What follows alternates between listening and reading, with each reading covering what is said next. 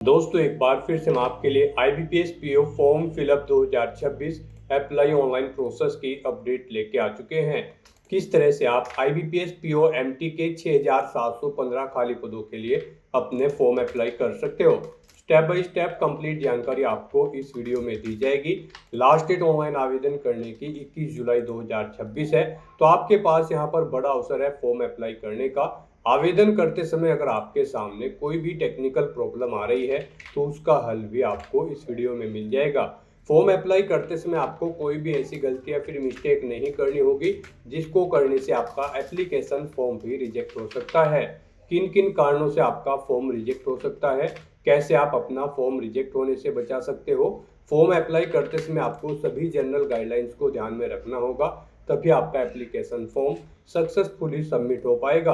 Apply करते समय आप अपना रजिस्ट्रेशन कैसे करोगे, कैसे आप अपनी बेसिक इंफॉर्मेशन फिल करोगे, वेरिफिकेशन आपको कैसे करना होगा, लाइव फोटो कैप्चर आप कैसे करोगे, सिग्नेचर और फोटोग्राफ आपको कैसे और कितने केबी में अपलोड करने होंगे, डिटेल आपको कैसे फिल करनी होगी जैसे कि क्वालिफिकेशन की डिटेल या फिर अदर डिटेल, प्रीव्यू आप कैसे चेकआउट करोगे, डॉक्यूमेंट्स आपको कैसे और कितने केबी में अपलोड करने होंगे, फीस पेमेंट करते हुए रजिस्ट्रेशन से लेकर प्रिंट तक आप कैसे अपना फॉर्म अप्लाई करोगे।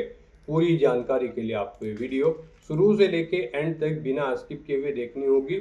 इस वीडियो को पूरा देखने पर ही आपके सभी सवाल और डाउट क्लियर होंगे।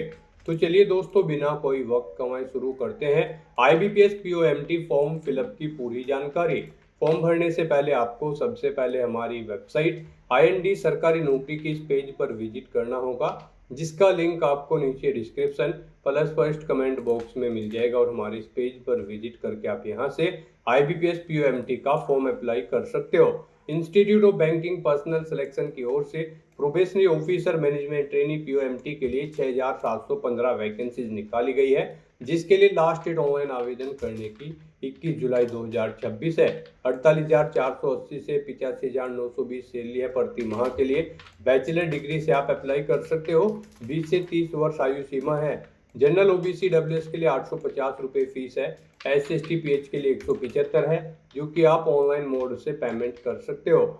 Online pre exam, online main exam, common interview और प्रोविजनल अलॉटमेंट के आधार पे आपका सिलेक्शन किया जाएगा। ऑनलाइन आप ऑल इंडिया से अप्लाई कर सकते हो। IBPS.in की ऑफिशियल वेबसाइट है, जिससे आप फॉर्म अप्लाई कर सकते हो। इंपोर्टेंट लिंक सेक्शन के अंतर्गत ऑफिशियल नोटिफिकेशन PDF लिंक पर क्लिक करके आप इसके PDF डाउनलोड कर सकते हो। इसमें आपको यहाँ पर सबसे पहले इंपोर्टेंट डेट्स की टेबल देखने को मिल जाएगी। इसमें आपको कंप्लीट डेट यहाँ पर दे दी गई है। साथ ही साथ यहाँ पर आपको एलिजिबिलिटी क्राइटेरिया की डिटेल यहाँ पर देखने को मिल जाएगी। सैलरी की जानकारी आप चेकआउट कर सकते हो। एज लिमिट, एज रिलैक्सेशन की इंफॉर्मेशन, क्वालिफिकेशन की डिटेल आपको यहाँ पर दे दी गई है। साथ ही साथ यहाँ पर आपको प्री और मेन एग्जाम के लिए पैटर्न डिटेल में दे दिया गया है। आप एग्जामिनेशन का पैटर्न यहाँ से चेकआउट कर ले। सिलेबस भी आपको डिटेल में टॉपिक वाइज यहाँ पर पूरा प्रोवाइड करा दिया गया है। फॉर्म अप्लाई करने के लिए भी जनरल गाइडलाइंस दी गई है। डॉक्यूमेंट, सिग्नेचर, फोटोग्राफ अपलोड करने के लिए आपको सभी गाइडलाइंस यहाँ पर देखने को मिल जाएगी। साथ ही साथ यहाँ पर आपको एग्जामिनेशन सेंटर की कंप्लीट लिस्ट दे दी गई है। ऑल ओवर इंडिया के अंतर्गत जो प्री और मेन एग्जाम सेंटर रहेंगे वो आप चेकआउट कर ले। तो फॉर्म अप्लाई करने से पहले आपके ऑफिशियल नोटिफिकेशन की PDF पूरा पढ़ना अनिवार्य है। इसको पूरा पढ़ने से ही आपके सभी सवाल और डाउट क्लियर होंगे। PDF रीड आउट करने के बाद में आपको अप्लाई ऑनलाइन के इस लिंक पर क्लिक करना होगा, तो आपके सामने ऑनलाइन आवेदन करने का ये ऑफिशियल वेब पोर्टल ओपन हो जाएगा। गाइस यहाँ पर अगर आपने पहले से रजिस्ट्रेशन कर रखा है तो आपको login for already registered candidate की स्टेप पर क्लिक करना है। उसके बाद आपके सामने लॉगिन का पॉपअप शो होगा। यहाँ पर आपको अपना रजिस्ट्रेशन नंबर एंटर करना है, अपना पासवर्ड आपको एंटर करना है, ये कैप्चा कोड आपको यहाँ पर एंटर करना है और उसके बाद आपको सबमिट के स्टेप पर क्लिक करते हुए लॉगिन करके अपना फॉर्म अप्लाई कर लेना है। और अगर आप इस भर्ती के लिए फर्स्ट टाइम अप्लाई करने जा रहे हो तो सबसे पहले यहाँ पर आपको अपना रजिस्ट्रेशन करना होगा। उसके लिए आपको click here for new registration की टैब दी गई है, आप इस पर क्लिक करें। आपके सामने यहाँ पर रजिस्ट्रेशन का फॉर्म ओपन हो जाएगा। इसमें आपको अपनी बेसिक इन्फॉर्मेशन प्रोवाइड करते हुए अपना रजिस्ट्रेशन करना है। सबसे पहले यहाँ पर आपको अपना फर्स्ट नेम एंटर करना है, उसे एक बार फिर से एंटर करके कंफर्म कर लेना है। फिर अगर आपका मिडिल नेम और लास्ट नेम है तो वो यहाँ पर आप एंटर कर दें, नहीं है तो इन कॉलम्स को आप खाली छोड़ सकते हैं। उसके बाद यहाँ पर आपको आपका फुल नेम शो कर दिया जाएगा। जो नेम यहाँ पर आप प्रोवाइड कराएंगे उसके अकॉर्डिंग यहाँ पर आपको आपका फुल नेम शो कर दिया जाएगा। अगर यहाँ पर आपका मिडिल नेम है तो फिर आप इस चेकबॉक्स को भी ओके कर देंगे। इस तरह से यहाँ पर आपको अपना नेम एंटर करना है। उसके बाद आपसे पूछा गया है कि क्या आपने कभी अपना नाम चेंज किया है, अगर किया है तो आप यस करेंगे और वो चेंज नेम यहाँ पर आप देंगे। नहीं किया है कभी चेंज तो आप यहाँ पर नो ऑप्शन सेलेक्ट कर लेंगे। उसके बाद गाइस यहाँ पर आपको अपना मोबाइल नंबर एंटर करना है, फिर यहाँ पर उसे एक बार फिर से एंटर करके आपको कंफर्म कर लेना है। कोई अल्टरनेट मोबाइल नंबर है तो वो यहाँ पर आप एंटर कर सकते हैं, नहीं है तो इस कॉलम को आप खाली छोड़ सकते हैं। उसके बाद यहाँ पर आपसे पूछा गया है आपने जो मोबाइल नंबर प्रोवाइड कराया है वो आपका अपना है या फिर पेरेंट्स का है, आप अपने अकॉर्डिंग यहाँ पर ऑप्शन सेलेक्ट करेंगे। उसके बाद यहाँ पर आपको अपनी ईमेल आईडी के शुरू के कैरेक्टर एंटर करने हैं और सेकंड कॉलम में से आपको डोमेन नेम सेलेक्ट कर लेना है जिस पर आपकी ईमेल आईडी है। फिर यहाँ पर आपको अपनी कंप्लीट ईमेल आईडी टाइप करनी है। उसके बाद आपको ये कैप्चा कोड यहाँ पर एंटर करना है और फिर सेव एंड नेक्स्ट के इस ऑप्शन पर क्लिक करना है। फिर यहाँ पर आपको अपना मोबाइल नंबर और ईमेल आईडी वेरीफाई करने हैं। उसके लिए गाइज आपको यहाँ पर ये कैप्चा कोड इस बॉक्स में एंटर करना है और फिर आपको मोबाइल नंबर के सामने सेंड ओटीपी के ऑप्शन पर क्लिक करना है। उसके बाद आपके मोबाइल नंबर पर एक ओटीपी आएगा, वो ओटीपी आपको यहाँ पर एंटर करके अपना मोबाइल नंबर वेरीफाई कर लेना है। फिर ऐसे ही यहाँ पर आपको ये कैप्चा कोड इस बॉक्स में एंटर करना होगा और फिर ईमेल आईडी के सामने सेंड ओटीपी के ऑप्शन पर क्लिक करना होगा। फिर आपकी ईमेल आईडी पर एक ओटीपी आएगा, वो ओटीपी भी आपको यहाँ पर एंटर करके अपनी ईमेल आईडी भी वेरीफाई कर लेनी है। इस तरह से यहाँ पर आपको अपना मोबाइल नंबर और ईमेल आईडी का वेरिफिकेशन कर लेना है और उसके बाद फिर आपको नेक्स्ट के इस ऑप्शन पर क्लिक करना है। इस तरह से यहाँ पर आपका रजिस्ट्रेशन सक्सेसफुली कंप्लीट हो चुका है।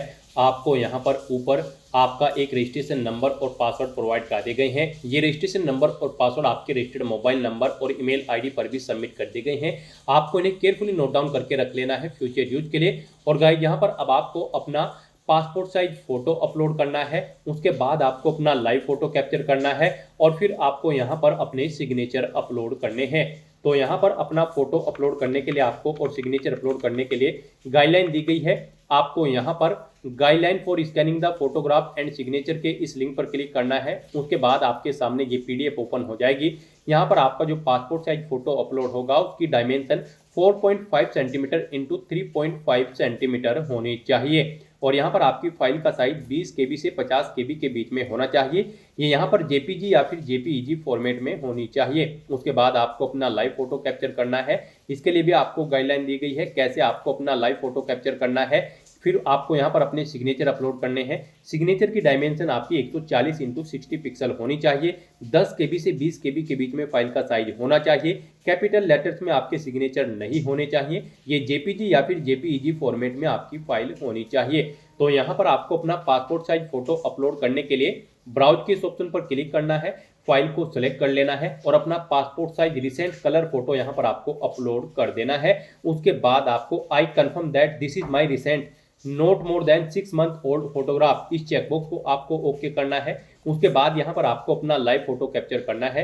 लाइव फोटो कैप्चर करने के लिए आपके पास दो ऑप्शन है। आप अपने वेब कैमरा के थ्रू कैप्चर फोटो के इस ऑप्शन पर क्लिक करते हुए अपना लाइव फोटो कैप्चर कर सकते हो और अगर आपके पास वेब कैमरा नहीं है तो फिर आप अपने मोबाइल फोन के थ्रू अपना लाइव फोटो कैप्चर कर सकते हो। उसके लिए आपको क्लिक हियर टू स्कैन के इस ऑप्शन पर क्लिक करना है। ये क्यूआर कोड आपको शो होगा, आप इसे अपने क्यूआर कोड रीडर ऐप से स्कैन करें। आपके मोबाइल में जो भी क्यूआर कोड ऐप रीडर होगा उसके थ्रू आप इसे स्कैन करें। आपके मोबाइल पर एक लिंक जाएगा जिस पर क्लिक करते हुए यहाँ पर आपको अपना लाइव फोटो कैप्चर कर लेना है।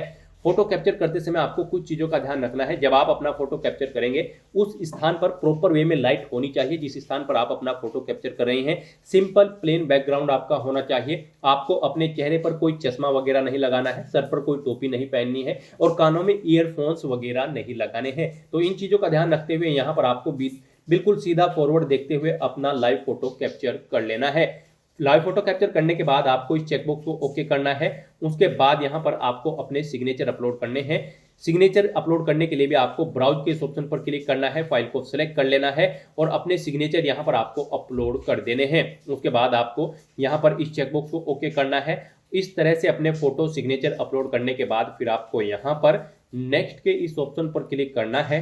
फिर यहाँ पर आपको अपनी कुछ और बेसिक डिटेल्स प्रोवाइड करनी है। यहाँ पर सबसे पहले आपको अपनी कैटेगरी सिलेक्ट करनी है। आप जिस कैटेगरी से बिलोंग करते हैं, general, EWS, SC, ST, OBC, आप अपने अकॉर्डिंग यहाँ पर ऑप्शन सेलेक्ट करें। उसके बाद यहाँ पर आपसे पूछा गया कि क्या आप पीडब्ल्यूबीडी कैंडिडेट हैं और आपकी डिसेबिलिटी 40% से अबव है। अगर है तो आप येस करेंगे, अपनी डिसेबिलिटी का टाइप सेलेक्ट करेंगे और फिर आप यहाँ पर अपनी डिसेबिलिटी का सब टाइप सेलेक्ट करेंगे। इस तरह से यहाँ पर आपको अपनी डिसेबिलिटी की डिटेल देनी होगी। और अगर आप यहाँ पर डिसेबल्ड कैंडिडेट नहीं है तो आप सिंपली नो ऑप्शन सेलेक्ट कर लेंगे।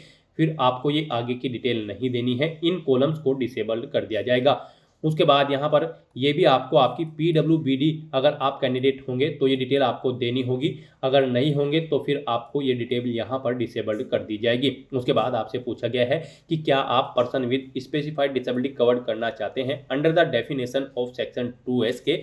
अगर चाहते हैं तो येस करें और फिर उसकी डिटेल दें, नहीं चाहते हैं तो नो ऑप्शन सेलेक्ट कर लें।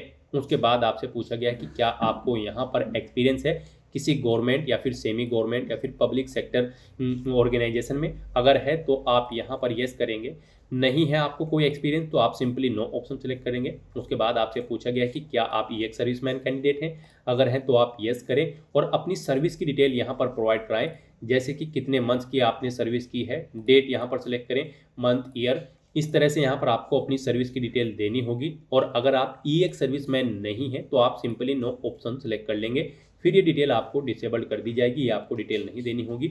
उसके बाद आपसे पूछा गया है कि क्या आप माइनॉरिटी कम्युनिटी से बिलोंग करते हैं। अगर करते हैं तो येस करेंगे और अपनी कम्युनिटी सेलेक्ट करेंगे, रिलीजन सेलेक्ट करेंगे, आप जिस माइनॉरिटी कम्युनिटी से बिलोंग करते हैं। नहीं करते हैं तो आप नो ऑप्शन सेलेक्ट कर लेंगे और फिर यहाँ पर आपको अपना रिलीजन सेलेक्ट कर लेना है। उसके बाद यहाँ पर आपसे पूछा गया है कि क्या आप इससे पहले भी IBPS CWE CRP के एग्जाम POMT में पार्टिसिपेट किए हैं। इससे पहले जो एग्जाम हुए हैं IBPS POMT के, जैसे कि 1, 2, 3, 4, 5, 6, 7, 8, 9, 10 जो एग्जाम हुए हैं, उनमें से आपने किसी में पार्टिसिपेट किया है। अगर किया है तो आप येस करेंगे और फिर यहाँ पर बताएंगे कितनी बार आपने यहाँ पर IBPS POMT के एग्जाम में इससे पहले पार्टिसिपेट किया है। 1, 2, 3 कितनी बार आपने पार्टिसिपेट किया है और कौन कौन से एग्जाम में आपने पार्टिसिपेट किया है, उस एग्जाम का नाम यहाँ पर आप सिलेक्ट कर लेंगे। और अगर आपने इससे पहले IBPS POMT के किसी भी एग्जाम में पार्टिसिपेट नहीं किया है तो आप सिंपली नो ऑप्शन सेलेक्ट कर लेंगे। उसके बाद यहाँ पर आपको अपनी अप्रेंटिसशिप की डिटेल प्रोवाइड करनी है।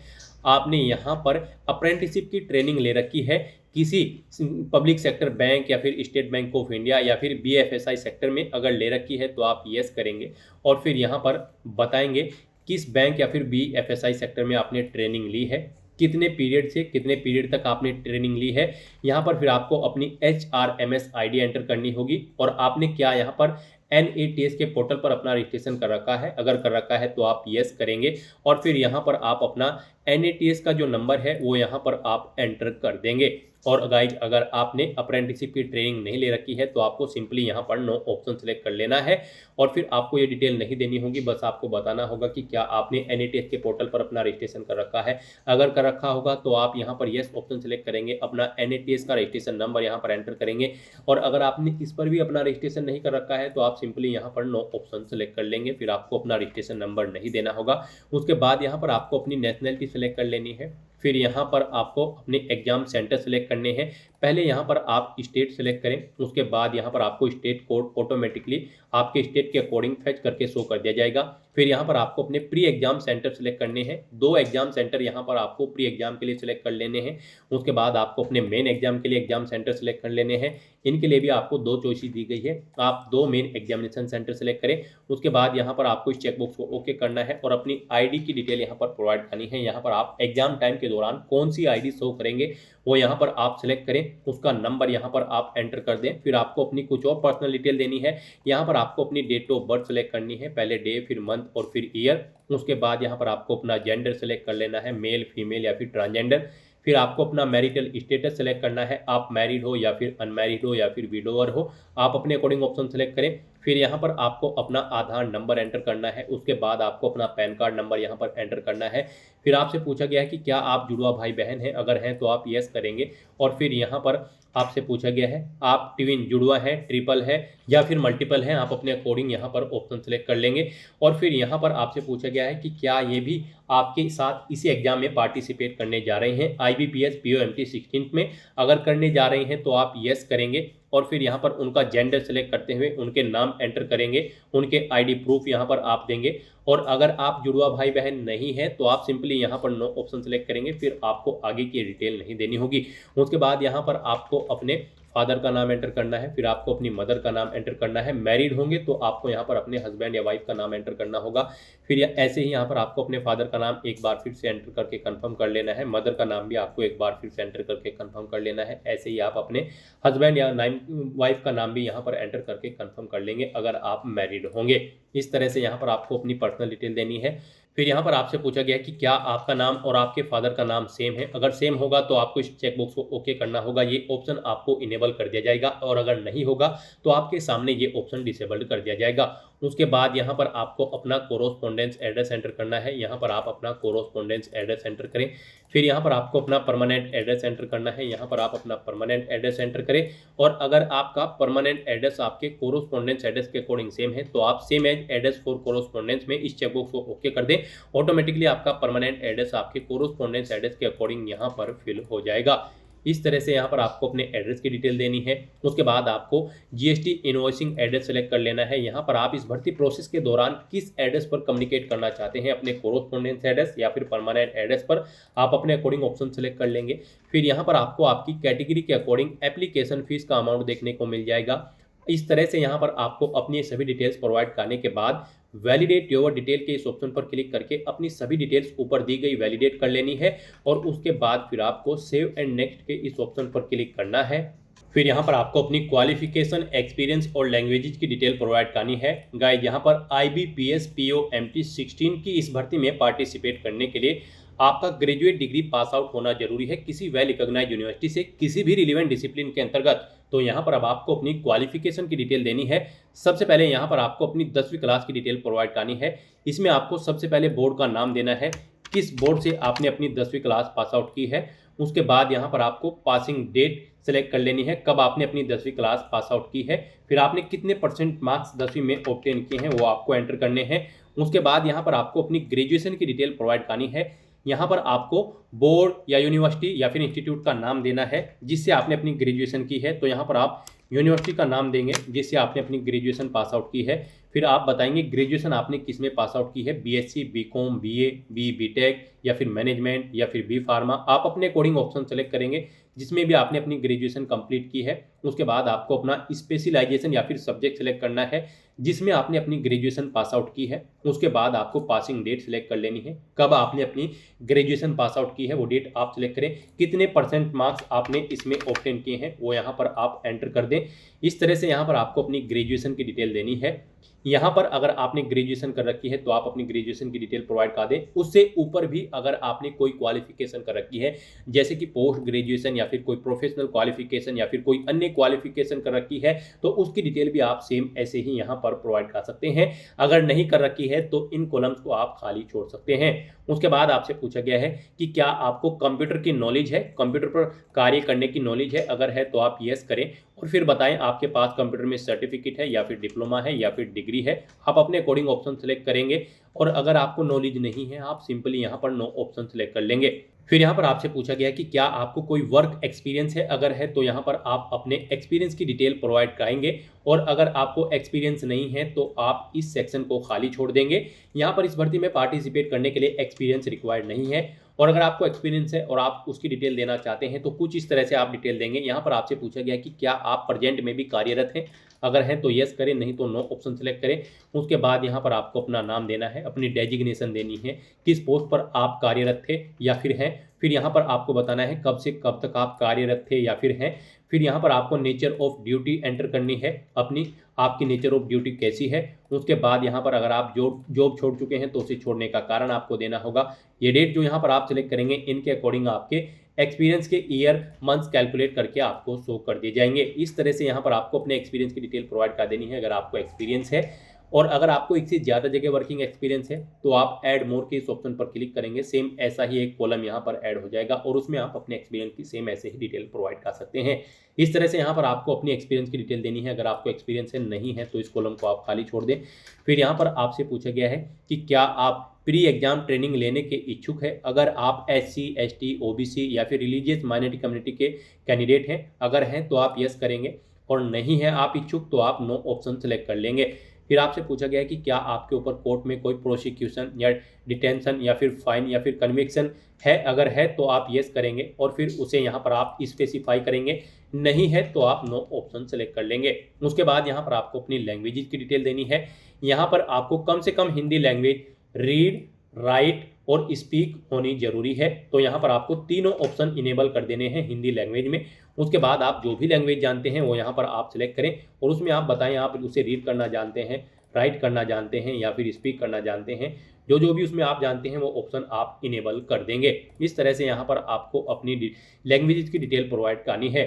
तो गाइज यहाँ पर आपको इस तरह से अपनी क्वालिफिकेशन, एक्सपीरियंस और लैंग्वेजेस की डिटेल देनी है और उसके बाद फिर आपको यहाँ पर वैलिडेट योर डिटेल के ऑप्शन पर क्लिक करके अपनी ये सभी डिटेल्स वैलिडेट कर लेनी है और फिर आपको सेव एंड नेक्स्ट के इस ऑप्शन पर क्लिक करना है।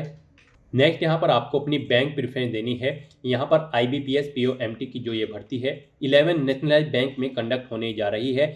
तो गाइज यहाँ पर आप जिस बैंक में फर्स्ट नंबर पर जॉब करना चाहते हैं उसे फर्स्ट नंबर पर यहाँ पर आप सेलेक्ट करेंगे, जिसमें आप सेकंड नंबर पर जॉब करना चाहते हैं उसे यहाँ पर आप सेकंड नंबर पर सेलेक्ट कर लेंगे। तो इस तरह से यहाँ पर आपको 1 बाय 1 करके अपनी बैंक प्रेफरेंस यहाँ पर देनी है। आप जिस बैंक में जिस नंबर पर जॉब करना चाहते हैं उस नंबर पर उसे आप सेलेक्ट करें और यहाँ पर इस सेकंड कॉलम में आप 1 बाय 1 करके अपने सभी बैंक्स ऐड कर दें। इस तरह से यहाँ पर आपको अपनी बैंक प्रेफरेंस देनी है। उसके बाद फिर आपको यहाँ पर वैलिडेट योर डिटेल के इस ऑप्शन पर क्लिक करते हुए अपनी डिटेल वैलिडेट कर लेनी है और फिर गाइज आपको यहाँ पर सेव एंड नेक्स्ट के इस ऑप्शन पर क्लिक करना है। नेक्स्ट यहाँ पर आपने पीछे अब तक जो अपने एप्लीकेशन फॉर्म में डिटेल प्रोवाइड कराई है उसका पूरा प्रीव्यू आपको शो कर दिया गया है। आपको सभी डिटेल्स केयरफुली चेकआउट करनी है। इस पेज को नीचे स्क्रॉल करना है, डिक्लेरेशन सेक्शन में इन डिटेल्स को रीड आउट कर लेना है, आई एग्री के इस चेकबॉक्स को ओके करना है। यहाँ पर आपका नाम सेम है अगर आपके ID प्रूफ के अकॉर्डिंग, यानी कि आपके ID प्रूफ में जो आपका नाम है क्या वही नाम यहाँ पर आपने फिल किया है तो आप इस चेकबॉक्स को ओके करेंगे और अगर चेंजेज है तो फिर आप इस सेकंड चेकबॉक्स को ओके कर लेंगे। इस तरह से यहाँ पर आपको अपनी डिटेल देनी है और आपकी अगर यहाँ पर एप्लीकेशन फॉर्म में जो आपने डिटेल अब तक प्रोवाइड कराई है कोई मिस्टेक है तो आप बैक बटन पर क्लिक करके एडिट कर सकते हैं और अगर सभी चीज़ें ओके हैं तो बस गाइड आपको अब यहाँ पर कंप्लीट रजिस्ट्रेशन के इस ऑप्शन पर क्लिक करना है। नेक्स्ट यहाँ पर आपको अपने डॉक्यूमेंट अपलोड करने हैं। गाइड यहाँ पर आपको अपना left thumb impression, hand written declaration document और अपना 10वीं क्लास का सर्टिफिकेट या फिर मार्कशीट आपको अपलोड करनी है या फिर इसके इक्विवेलेंट अगर आपने कोई क्वालिफिकेशन कर रखी है तो उसका सर्टिफिकेट या फिर आपको मार्कशीट अपलोड कर देने हैं। इनके लिए भी आपको गाइडलाइन दी गई है। आपको यहाँ पर गाइडलाइन फॉर डॉक्यूमेंट अपलोड के इस लिंक पर क्लिक करना है। उसके बाद आपके सामने ये PDF ओपन होगी, यहाँ से आप चेकआउट कर सकते हो। आपका जो लेफ्ट थंब इम्प्रेशन है वो यहाँ पर उसकी डायमेंशन 240 × 240 पिक्सल होनी चाहिए। JPG या फिर JPEG फॉर्मेट में आपका ये डॉक्यूमेंट होना चाहिए। 20 KB से 50 KB के बीच में इस डॉक्यूमेंट का साइज होना चाहिए, फाइल का साइज होना चाहिए। और जो आप अपना hand written declaration document upload करेंगे वो भी यहाँ पर JPG या फिर JPEG फॉर्मेट में होना चाहिए। डायमेंशन उसकी 800 × 400 पिक्सल होनी चाहिए। यहाँ पर फाइल का साइज 50 KB से 100 KB के बीच में होना चाहिए। यहाँ पर आपको इंग्लिश में अपना ये डॉक्यूमेंट रेडी करना है। इंग्लिश लैंग्वेज में आपको अपना हैंड रिटन डिक्लेरेशन बनाना है। कैपिटल लेटर्स उसमें नहीं होने चाहिए। कुछ इस फॉर्मेट में यहाँ पर आपको अपना ये डॉक्यूमेंट रेडी करना है। उसके बाद यहाँ पर आपके जो 10वीं क्लास का सर्टिफिकेट या फिर इसके इक्विवेलेंट सर्टिफिकेट या फिर मार्कशीट अपलोड होंगे वो यहाँ पर आपके PDF फॉर्मेट में होने चाहिए। 500 KB से कम उनका फाइल का साइज होना चाहिए। तो यहाँ पर अपने इन डॉक्यूमेंट्स को अपलोड करने के लिए गाइड आपको चूज फाइल के ऑप्शंस पर क्लिक करना है, फाइल को सिलेक्ट कर लेना है और 1 बाय 1 करके आपको अपना left thumb impression, hand written declaration document और 10वीं क्लास का सर्टिफिकेट या फिर मार्कशीट आपको अपलोड कर देने हैं। उसके बाद आपको इस चेकबॉक्स को ओके करना है कि आपने ये डॉक्यूमेंट अपलोड कर दिए हैं और ये वैलिड है। फिर यहाँ पर आपसे पूछा गया है कि क्या आप अपना नाम, date of birth, mobile number, gender, Aadhaar number SSC यानी कि 10वीं या फिर ग्रेजुएशन की डिटेल अपने डिजी लॉकर अकाउंट से फैच करके यहाँ पर प्रोवाइड करना चाहते हैं। अगर चाहते हैं तो आप येस के इस ऑप्शन पर क्लिक करेंगे और अपने डिजी लॉकर अकाउंट की प्रोसेस यहाँ पर कंप्लीट करते हुए अपनी डिटेल प्रोवाइड कर देंगे। और अगर नहीं चाहते हैं आप इसके थ्रू फैच करना तो फिर यहाँ पर आप नो ऑप्शन पर क्लिक करेंगे। उसके बाद आप ये कैप्चा कोड यहाँ पर एंटर करेंगे और फिर गाइड सेव एंड नेक्स्ट के इस ऑप्शन पर क्लिक कर देंगे। फिर यहाँ पर आपको अपना फीस पेमेंट करना है। गाइड यहाँ पर जनरल ओबीसी ईडब्ल्यूएस के लिए 850 रुपये एप्लीकेशन फीस है और एससी एसटी पीएच कैंडिडेट के लिए 175 रुपये एप्लीकेशन फीस यहाँ पर तय की गई है। आपको आपकी कैटेगरी के अकॉर्डिंग यहाँ पर एप्लीकेशन फीस का अमाउंट देखने को मिल जाएगा। अगर आप यहाँ पर अपने एप्लीकेशन फॉर्म का प्रिंट आउट लेना चाहते हैं तो एप्लीकेशन प्रिंट के ऑप्शन पर क्लिक करके आप अपने फॉर्म का यहाँ से प्रिंट आउट भी ले सकते हैं। और गाइड यहाँ पर अब आपको अपना फीस पेमेंट करने के लिए बिल डेस्क या फिर सीसी एवेन्यू किसी एक का यूज करते हुए फीस पेमेंट करना है। तो यहाँ पर आप अपनी चॉइस के अकॉर्डिंग कोई भी ऑप्शन सेलेक्ट करें। बिल डेस्क यहाँ पर आपके लिए बेस्ट ऑप्शन रहेगा। आप बिल डेस्क के इस ऑप्शन पर क्लिक करें, उसके बाद आप ये कैप्चा कोड यहाँ पर एंटर करें और फिर गाइड आप यहाँ पर सबमिट के इस ऑप्शन पर क्लिक कर दें। फिर आपके सामने फीस पेमेंट का ये इंटरफेस ओपन होगा। गाइड यहाँ पर फीस पेमेंट करने के लिए आपके पास मल्टीपल ऑप्शन है। आप debit card, credit card, net banking, UPI या फिर वॉलेट के माध्यम से अपना फीस पेमेंट कर सकते हो। यहाँ पर आपके लिए सबसे बेस्ट और इजी ऑप्शन यूपीआई का रहेगा। तो आप यूपीआई के इस ऑप्शन पर क्लिक करें, उसके बाद आपको यहाँ पर शो क्यूआर के इस ऑप्शन पर क्लिक करना है। ये क्यूआर कोड आपको शो होगा, आप इसे अपने यूपीआई से स्कैन करें और अपना फीस पेमेंट कर दें। सक्सेसफुली फीस पेमेंट करते ही यहाँ पर आपके एप्लीकेशन फॉर्म की सभी टास्क कंप्लीट हो जाएगी, आपका फॉर्म सबमिट हो जाएगा। फिर आपको अपने फॉर्म का एक हार्ड कॉपी या फिर सॉफ्ट कॉपी प्रिंट आउट ले लेना है फ्यूचर यूज के लिए, फ्यूचर रेफरेंस के लिए। तो दोस्तों ऐसे आप IBPS PO MT 16 की इस भर्ती के लिए अपने फॉर्म अप्लाई कर सकते हो बिना कोई मिस्टेक किए हुए। आज की इस वीडियो में बस इतना ही। आई होप ये वीडियो आपको पसंद आई होगी। अगर पसंद आई हो तो इसे लाइक और शेयर करें, चैनल पर नए हो तो इसे सब्सक्राइब कर लें। Thanks for watching.